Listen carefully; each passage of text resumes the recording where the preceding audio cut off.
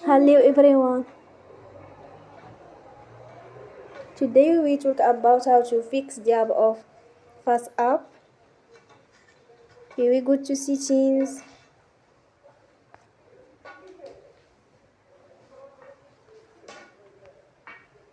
Then we click on apps. After that we search the app FaceApp and we click. Then will on for stop. After that we go to storage. Then we click on clear cache.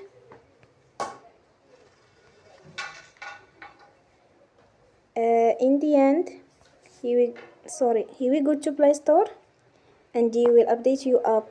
Don't forget to support us by like and subscribe. See you next time and thank you for watching.